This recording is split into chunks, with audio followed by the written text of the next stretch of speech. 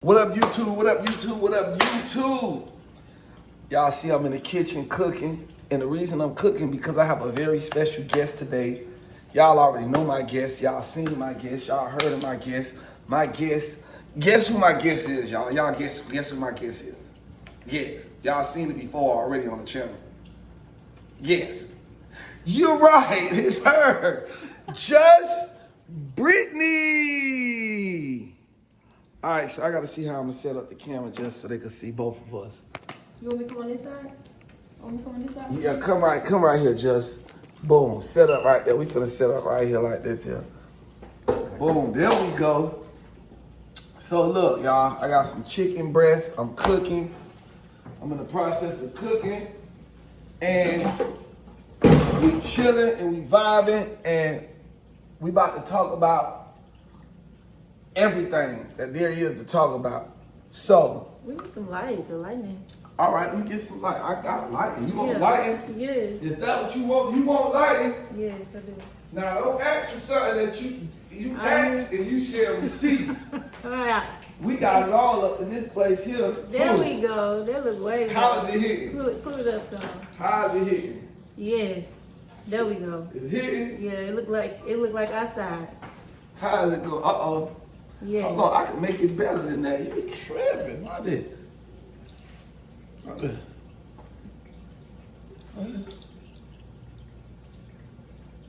we go. Boom. Now we got some light. Boom, there we go. Just Brittany. So check this out. I didn't know that you was on Love and Hip Hop. I was on Love and Hip Hop before you was. That's what I'm saying. I didn't know you was on Love and Hip Hop. So you was on Love and Hip Hop way before I was on Love and Hip Hop. I was on Love and Hip Hop season 7. Of Atlanta. what? Atlanta? Yes. Who you was on Love and Hip Hop with? Stevie J. What? Erica Mena. No, I said you was dating Stevie J or you was just on there with Stevie? Stevie J was trying to sign me at the time. And that's how I ended up getting on Love and Hip Hop because he ended up hitting me up in my DM saying that he wanted to meet when I was in LA. And I had did the Slut Walk, Amber Rose Slut Walk, so I met him in LA. And he knew that I was doing music. And that's when I was just got off the show signed with RickRoss, Yes, in a Dream. So I had already had some you had your motion going. Yeah. And then I had just moved from Houston too. So when he seen that, he said I was working with Ross. I really think that's why he really kind of hit me up for real. Said he wanted to work with me. And shit, I met him in LA.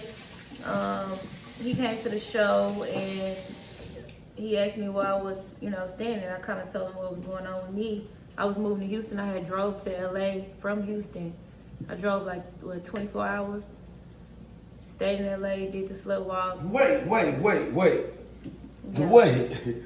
You drove from Houston to LA to go grind. Yeah. It wasn't about to go to do the Slut Walk. You was going to grind. Yeah, and I was running away from my city too at the same time. So you was trying to get away from Houston. Yeah. And when you went to LA, you just went out there to go do the Slut Walk, or you was trying to live out there? No, well, I didn't know nobody else nowhere else. I didn't have people in Atlanta at the time, and Amber Rose ended up hitting me up because I had went through something with my ex-boyfriend a long time ago, and that shit went bananas. Yeah.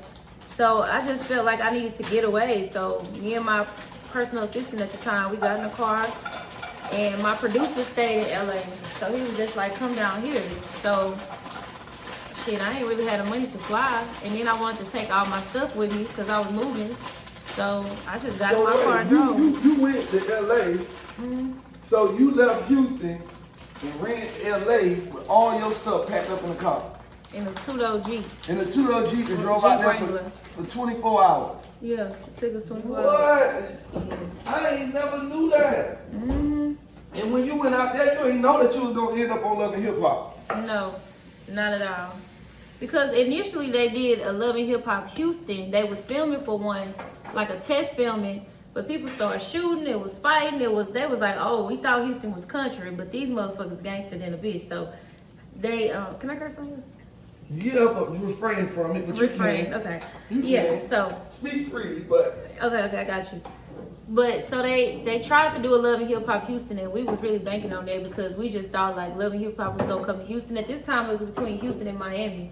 Yeah. They didn't have a Love and Hip Hop Miami at this time. They just had New York and Atlanta.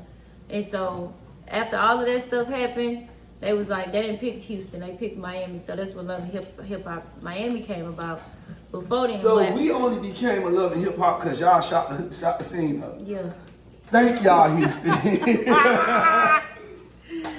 It was real beef. Like, you know, on Love and Hip Hop, they kind of fabricate the beast a little bit or put you in situations to where you're like, you got to defend yourself.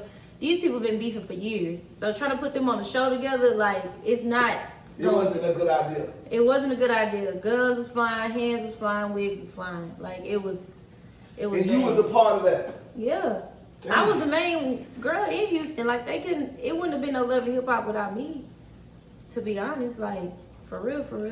They couldn't be it that way. No, they couldn't. Before I got on TV, I was popping way before I was on TV. I was on the radio, had the #1 song in the clubs. Me and B King had a song called Crush.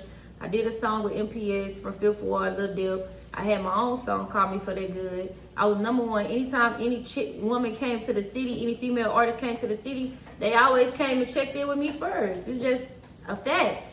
All the females, all of them either looked up to me or came to me and wanted to work with me. But you know who your real motherfuckers is when shit hit the fan and motherfuckers turn their back on you. So a lot of people turn their back on you?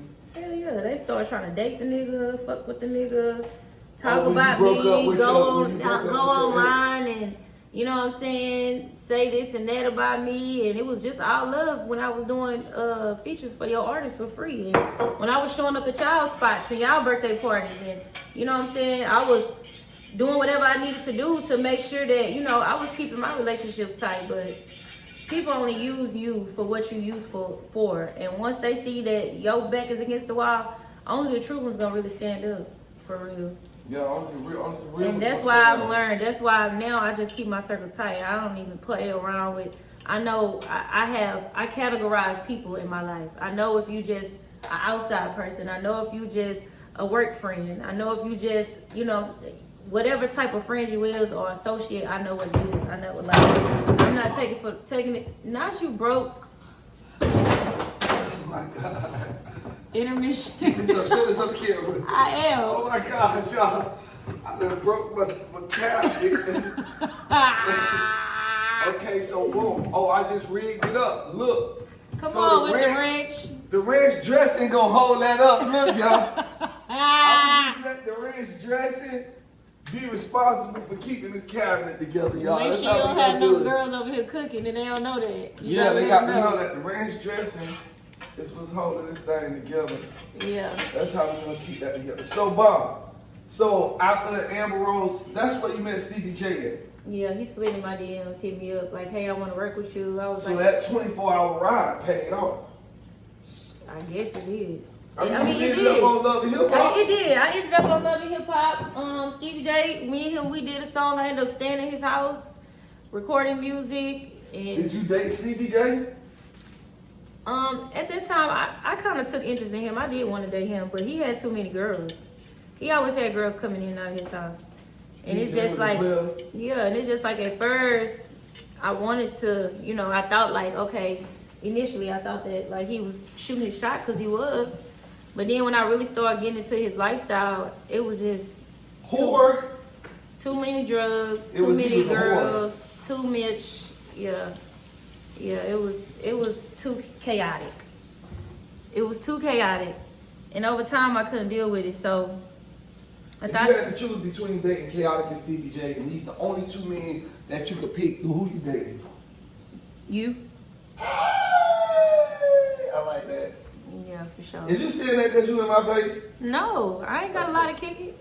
If it was another choice, and I feel like that choice was better, then I would. Okay, if it was a choice between Chaotic and Michael. Pause.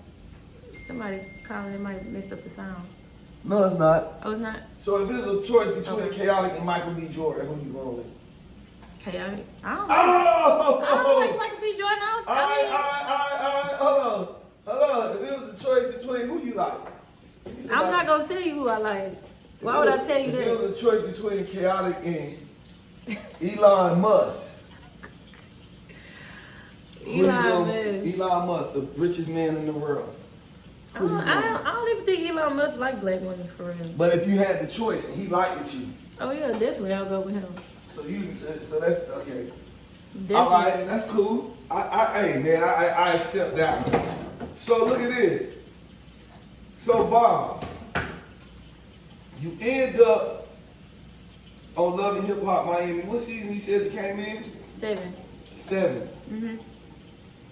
What was your most favorite moment of you being on Love and Hip Hop? What was your favorite moment on Love and Hip Hop? My favorite moment.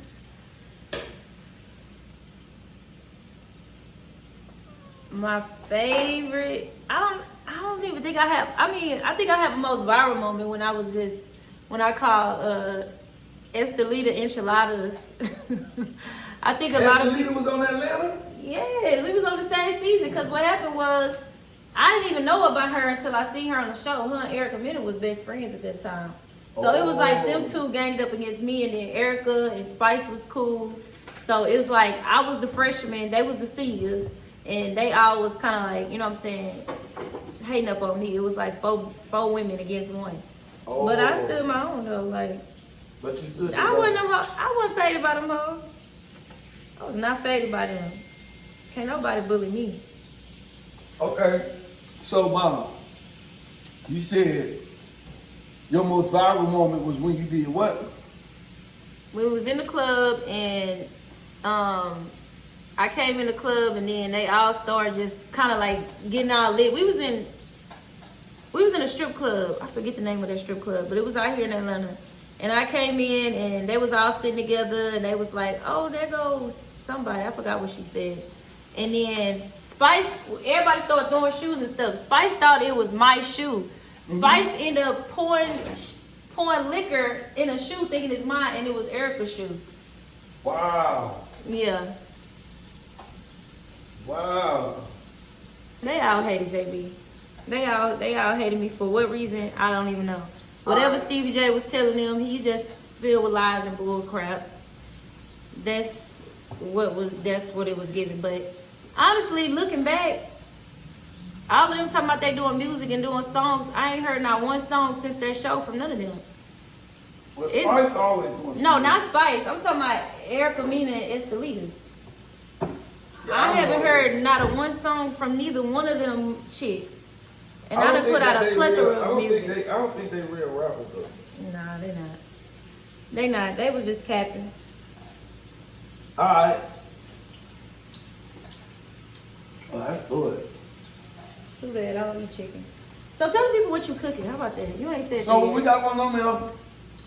We got some chicken breast. Chicken was good. What I'm gonna turn into some chicken sandwiches.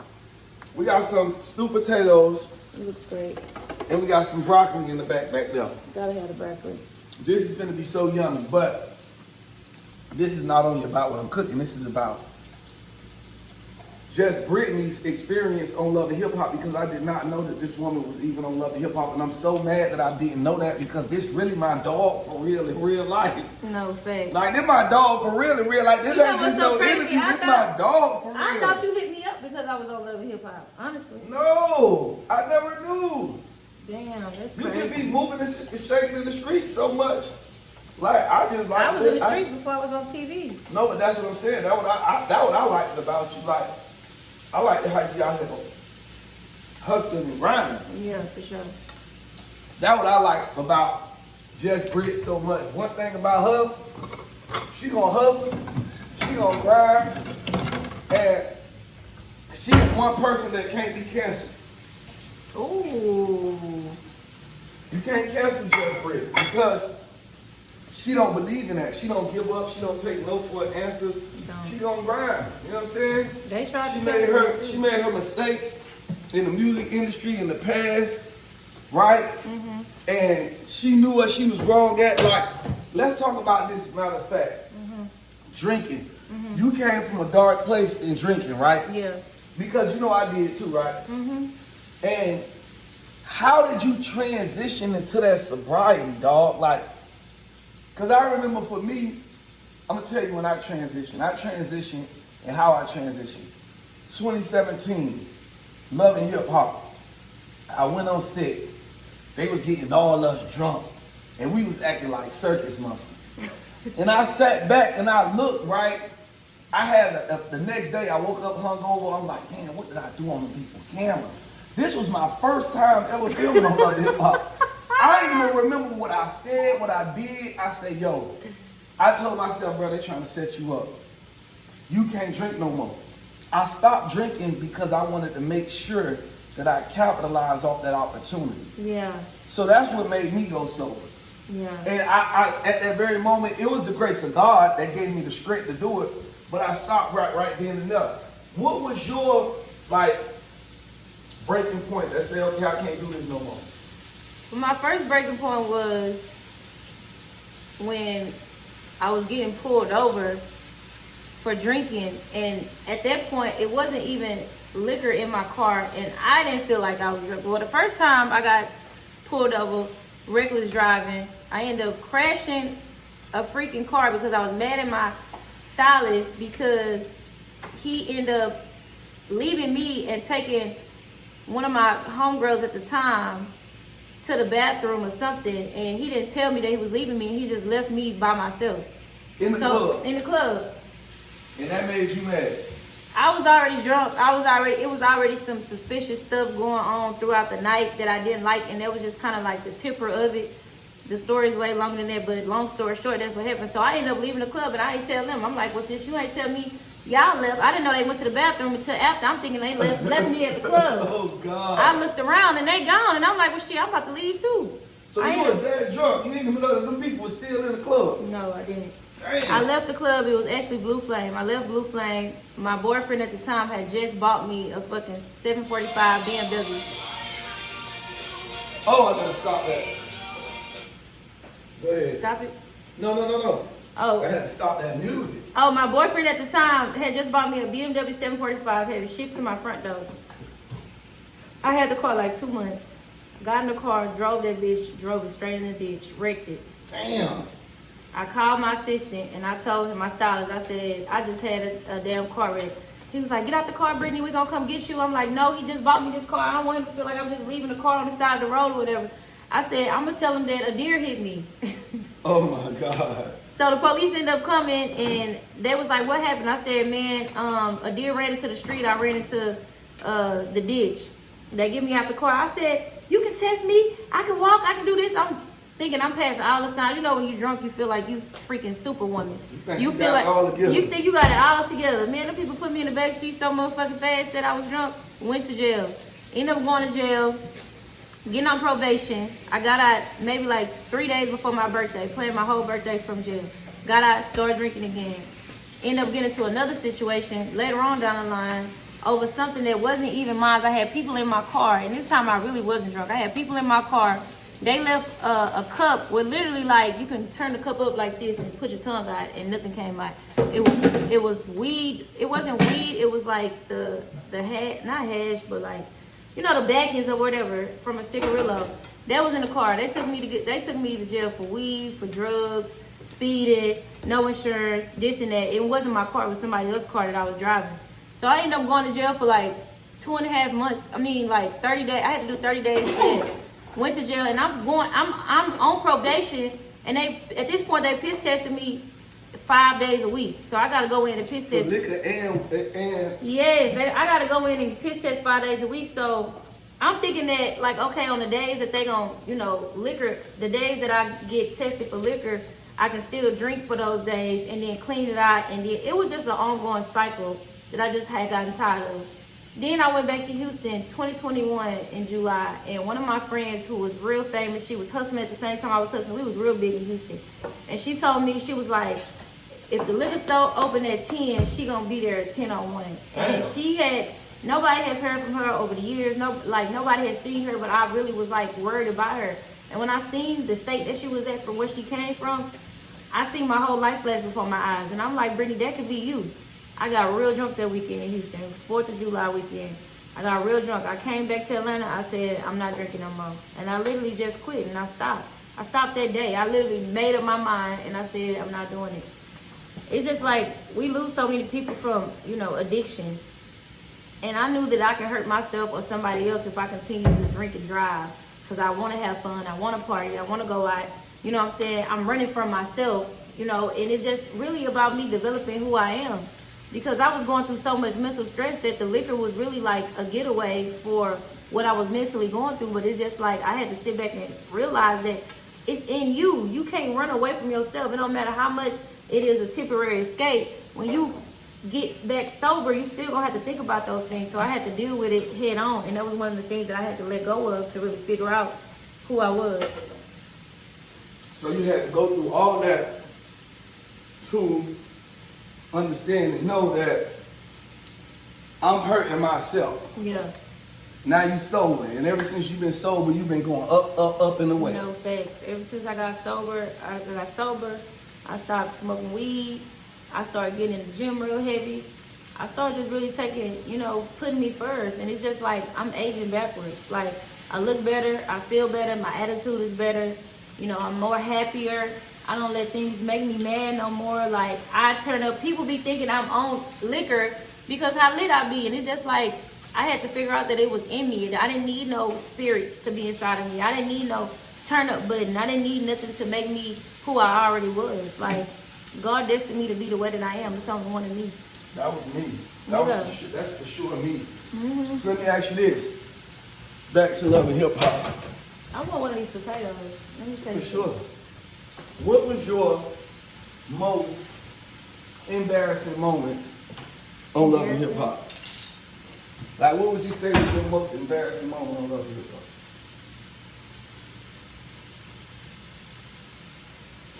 She don't eat meat, y'all, so I'm giving her a potato. Let me show y'all the potato.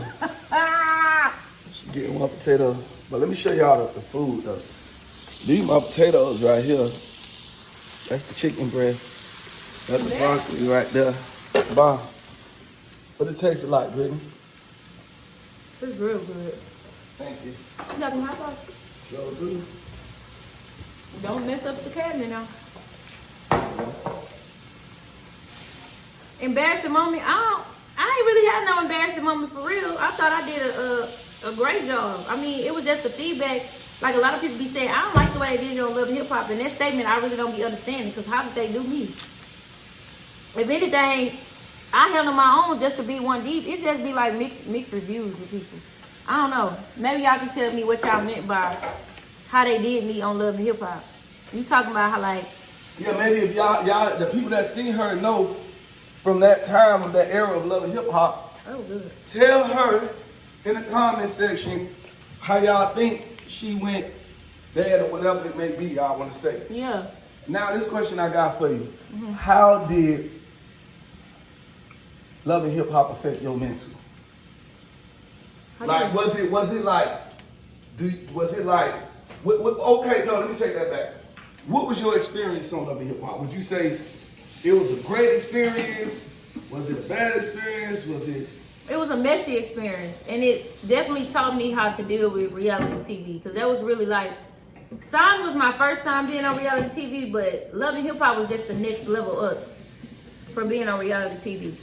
And it didn't really affect me no type of way, honestly. Shit, it gave me legs to keep going. It was something else that people was able to, I feel like it was an accolade. It was a badge of honor. It's like, if you make it out and you survive it, you know what I'm saying, without making yourself look crazy. And let's do this. And you was on it when it was it.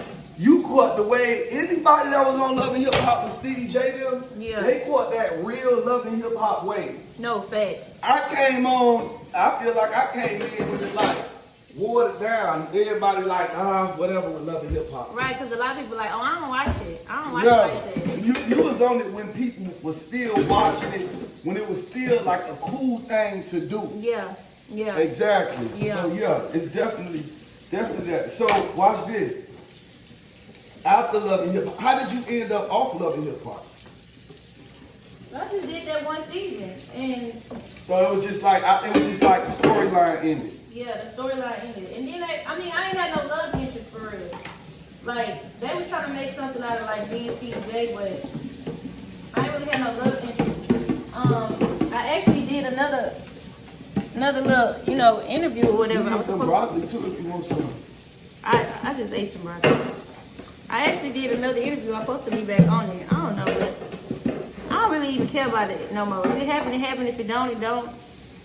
It's so many great things that's happening in my life right now. Like, I can't really complain. Like, everything is a stepping stone for the next thing. You feel me? Like, So, hold on. Watch this now. I just thought about something. Mm-hmm. You got a record out with Kodak right now. right. Now, nigga. Now, nigga. How did that record with you and Kodak come about? How did you, like, link with Kodak and get that record? I actually just commented on one of his pictures one day, and I said, damn, me and you got the same birthday. And so he ended up hitting me up in my DM, and we exchanged numbers. At this time, when he called me, he was in jail.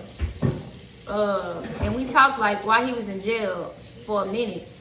And I was telling him, I was like, man, you know, on your way out, like, you should, since you already been sober while you in jail, you should come out sober. I said that will make an impact on people because a lot of people look up to you.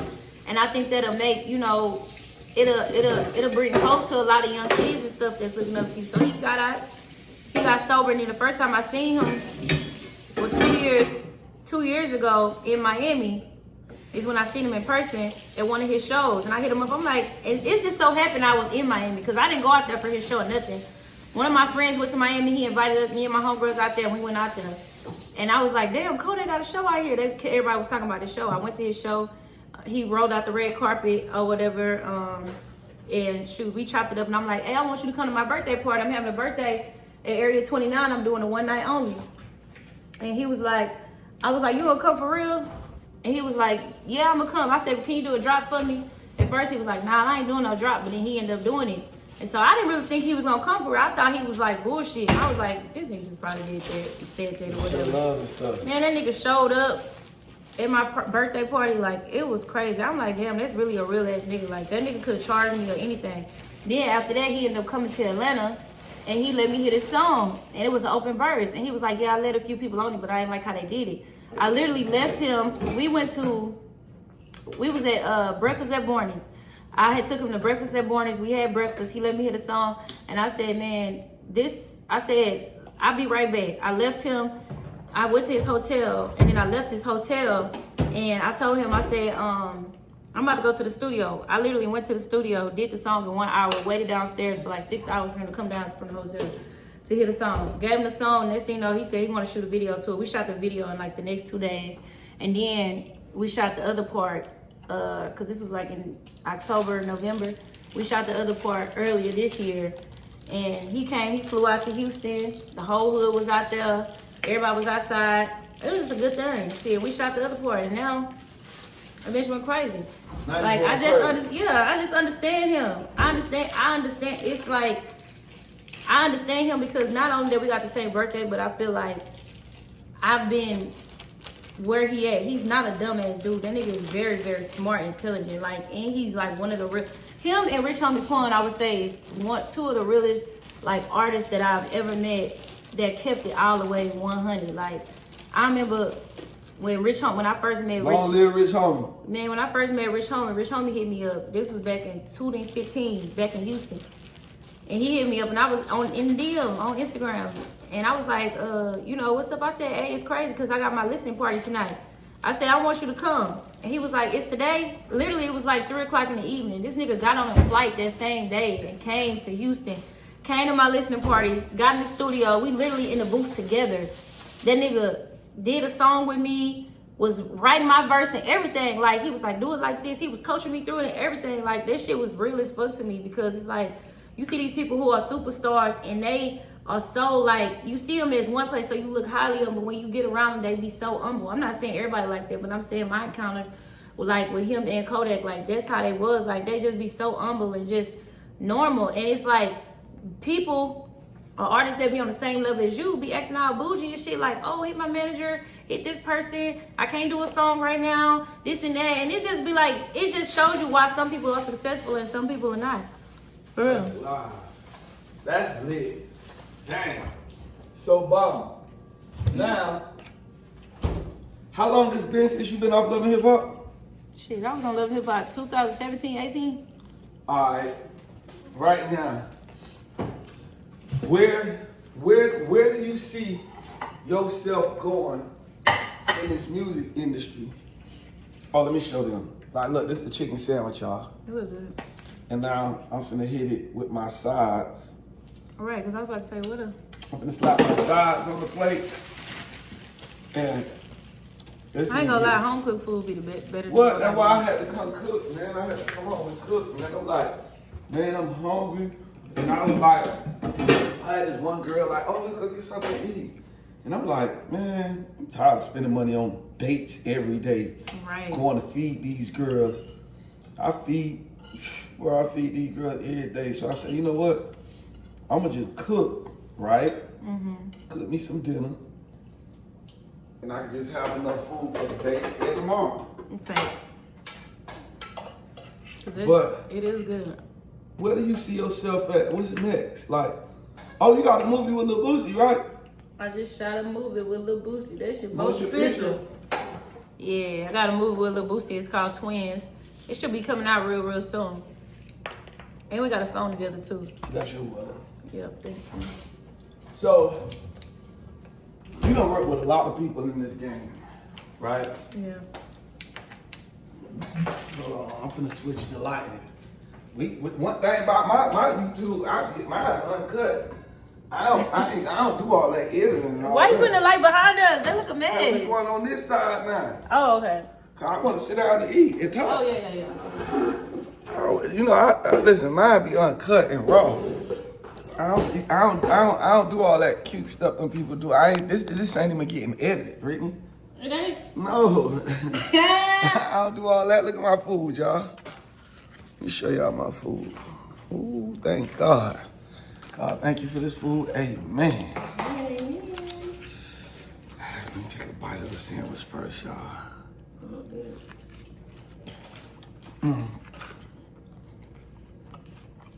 They can't stand to watch me eat neither.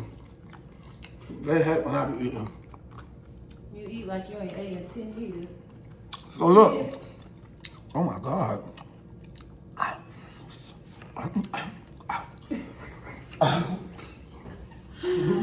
You so funny. Well, speaking of saying that, I got a question for you. Give me a banana.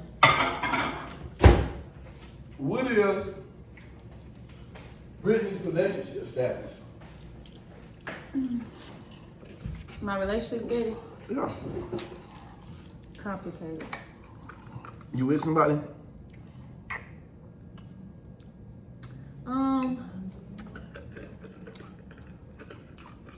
I don't know. You with somebody? Right now, I'm with you. Likewise. I'm with you right now. Exactly. In the flesh. I feel the same. You with me? Yep. So then we go together. People be so interested in your love life. Like, I'm a very private person. I don't feel like I know a lot of women who are known for the last nigga they dated. They only known for who their baby daddy is, who the last person they've been seen with. Who I've never wanted that to be my story. I never wanted to be known because I deal or associate with a certain nigga. Like, that can't be my storyline ever. How do you feel about like men dating men? Like, Who? how you feel like about dating men? Like, what's your like how they be about 50-50? This what's your catch on men? Do rich men, poor men? Do y'all take care of you, pay your bills? Like, how you look at it? I feel like I do want a generous man. I do want emotionally intelligent man. I do want a smart man. I do want a man that has morals and respect, and you know, his money and me is the most important in his family. Like, I want to be a wife. I want to have kids. Like, you know, like, I don't have no kids. I'm getting older. You know, I want to be able to live a comfortable life. I mean, I'm living comfortable now, but it's like, as a woman, you know, growing up, we've already been taught to like have kids, get married. You know, even with these baby dolls and Barbie dream houses and all of that, mentally it already has equipped us to even feel like we need to be married and, you know, be in these type of spaces. So it's like, I like men who are generous. I like men that who like to court me. I like men that, you know, who like to have fun. You know, I like men who don't really be tripping about stuff. Like, some men would complain about, you know, a woman saying that men do things for them, or, oh, she's, you know, she a gold digger, or she this. And some men look at it like, what else do I need to do? What else do you need? You should be able to live a soft life. So those are the type of men that, you know, that I attract. I don't even acknowledge people who is not talking the same, who's not talking the same language that I speak. So if they ain't spending that bag, you ain't trying to hear that. I'm not gonna say you just gotta spend a bag, but you can't be broke. I'm not gonna marry somebody I don't love, and I'm not gonna love somebody that's broke either. But what if he's not broke and he's cheap? Some niggas do that, because I've had niggas that started off doing all type of shit, and then later on down the line, they get smaller and smaller and smaller.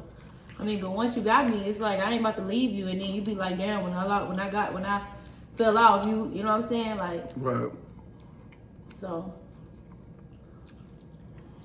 I don't know. I feel like whatever man God has for me, he will show himself, and I will know it when I see it. And I felt that way recently. So Do you see me? Am I showing myself? okay, are you a player? I'm a player. Well, you live this fast, zoom life. Nobody can really like change you or like really slow you down. Like, as women, we have to kind of shape our lives around our men's lives. We really want to be in that man's life. A man is not going to change his life or change his patterns to fit in a woman's environment. Like, it's always the woman got to change kind of what she doing to kind of fit in the man's life. Can I ask you a question? Yeah. What made me a player? You can answer that question yourself. I feel like a player is a guy that like has multiple women, dated multiple women, don't want to settle down. He live his bachelor lifestyle. I don't even think I've never even seen you in a relationship before. Have you been in a relationship? I don't know. I feel like I feel like you're a little too loud sometimes. So what's next? With just Brittany? Like, what you got coming up? What you finna do next? What I got coming up is I got a new album coming out. It's called Round Trip. Outbound is rapping songs. It's like you and your girls, y'all in the car, y'all on y'all way on a trip, y'all turned up, y'all lit, y'all not worried about no niggas at home, y'all not worried about the extra baggage. You ain't bringing sand to the beach or whatever you turned up, but then you get a little turbulence, and then on your way back, inbound, back home, you start really thinking about that nigga, because now your friends and went their way, everybody going home, now you alone, now you thinking about the sand that you left at home, you thinking about that nigga, you thinking about like, damn, I ain't answered his calls the whole weekend and this and that. And so, then you make it to your trip safely, but it's a lot of turbulence on your round trip of going where you're going and coming back inbound and coming back home. So you get to see both sides. You get to see the rap side and you get to see the singing side.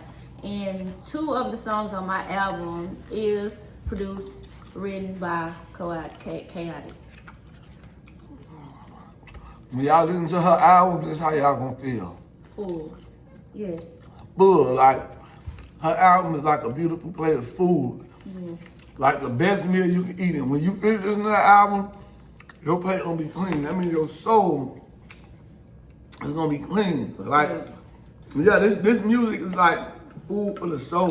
No, thank you. know what I'm saying? This gonna be some music that you can work out to. When you're mad, you can listen to it. When you're happy, you can listen to it.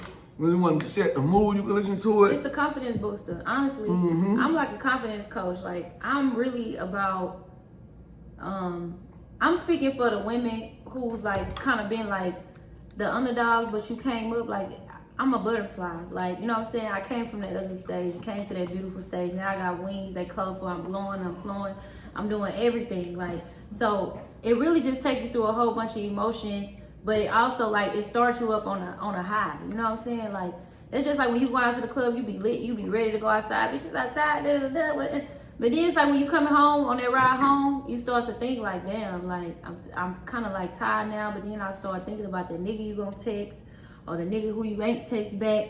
You know what I'm saying? You start really thinking about life. Like, damn, I'm going home by myself. Let me call somebody. Let me text him. Like, let me hit up my man. Like, you know what I'm saying? Like, these niggas be capped. Like, I don't know. I really don't feel like ain't nobody fuck with me for real. I'm like the female Drake. I do both of them great. I rap and sing, and a lot of people don't even know that I sing. I was a singer first before I was a rapper.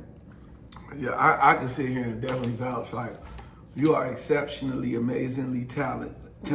Like, I love when people use big words to explain me instead of this good. I feel like no, you're definitely like extremely talented. Like, I like you already know me and your thing. Like, I ain't working with, as far as working with art. I don't work with a lot of artists in the industry, man, and she is the only artist that get it first time. Like, she can embody. Not only, see, the thing about Brittany, don't ever get it twisted. She's a writer herself. She can write, produce, and create music herself. But then she's not stubborn or selfish to say, I will work with other talented people. Then you can be a person that can give her a record, and she gonna take your record and turn that record into her record. Exactly. A lot of artists don't know how to do that. You can write them a record, give them a record. People don't understand. People think that when somebody write a record for you, that it makes you like not dope, or no, because you gotta embody that. Mm-hmm. You gotta take that record and make it yours. Sometimes I give her a record, she'll go change it, switch it, do stuff to it, put it in the pot, stir it up, come back to me, and I'll be like, wow, that is insane. It's like on a movie role, they give you a script. A script is just the words on the paper. It takes for the actors or the actor to bring that shit out to life to make it believable. Man, you know what? You just broke it down. You just broke it down in the best way ever. Like, you gave me some game. I'm finna use that. I'm telling you. I'm gonna start telling people that. Like, it's like a script in a movie. Like, everybody can't act that character. No, so everybody can't rap that song. So don't think that a person ain't talented because somebody wrote a record for them. No, they embodied that record. Like, that's a task in itself. No, facts. Beyonce got writers. Yes. The biggest people in the game got writers. Facts. Like, y'all don't even be knowing who behind what. And those people come together and make a masterpiece. And they go number one. And they go number one together. Yes, facts. Ain't nobody go number one by themselves. No, they didn't. I ain't seen not a one. Sometimes, I mean, back in the day, they used to have 10, 15, 20 writers on one song.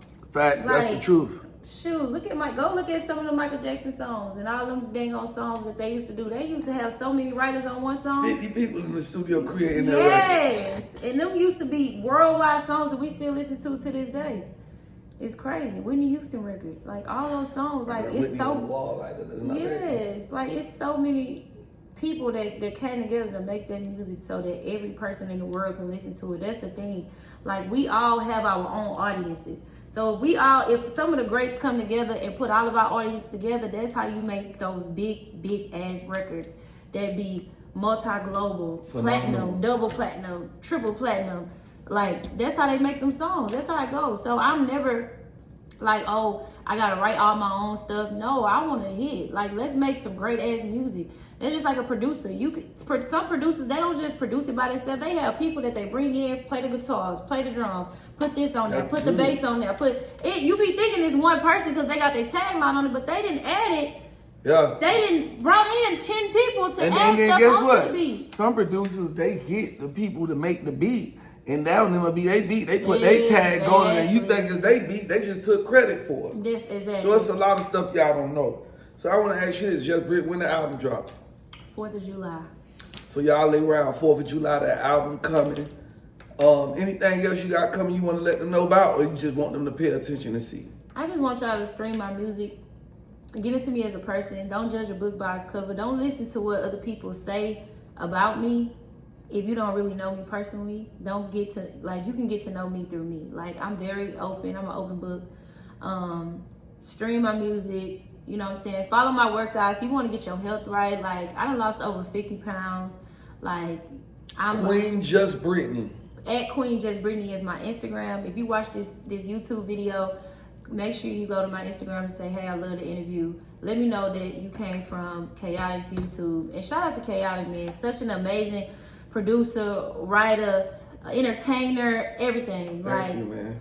Chaotic is the truth. So, and yeah. I'm trying to become like not all like I want. A mogul. But thank you, man. I just want to be now. I want to work on being a husband. The one to hear you laugh like this is so fucked up. Oh my gosh! I don't believe it. I don't believe it. Do you have some contenders? All right, y'all. So y'all make sure y'all follow Queen Just Brittany at Queen Just Brittany on Instagram. This is one of my favorite parts of my body, my stomach. It's one of my favorite parts of your body too. Being in the gym. That's another one of my favorite parts of your. 1, 2, 3, 4. That's crazy. That is. For real. Go to the gym, y'all. Go to the gym. That's the only way it's gonna get you this type of body. Your teeth is white as hell. Your teeth white as hell too. Not as white as yours though. I'm going to get my teeth done this next week. I'm going to Dr. Mario. You know why my Montoya. teeth so white? I think because every day I do the I water floss. I got that too. I water floss. And then I be hitting it with I got a certain kind of toothpaste. And my teeth still fresh. I'm like only 2 years in. Okay, I'm like 8. See, yeah, you come on, man. Yeah. I'm 2 years in. I'm going to go get fresh. my shit done next week. I'm going to Columbia. I'll be gone. And then you 8 years in, and Yeah. then you done drunk and stuff on you smoke hookah? Yes, a lot. See, yeah, I don't smoke, I don't drink or nothing. So like people You who don't drink smoke, coffee or nothing? I don't do nothing that stains my teeth. Yeah, that's why they look so good. Yeah, I don't that Mine it- has like got darker, like No, but if you drink and and they smoke, chipped a little bit too, so that's why I gotta go get them. but you 8 years in, it's Yeah. supposed to do that. Right now it's time to. Yeah, that's why I'm going next week Tuesday, Montoya, doing my teeth. Y'all stay tapped in, man. Queen Just Brittany, Chaotic, man. The album coming 4th of July. Yeah. Round trip, man. That mean that you got to get back home safely, and the only way to get back home safely is by downloading this album and playing it on your journey, going and coming back. Let's get it. I love that.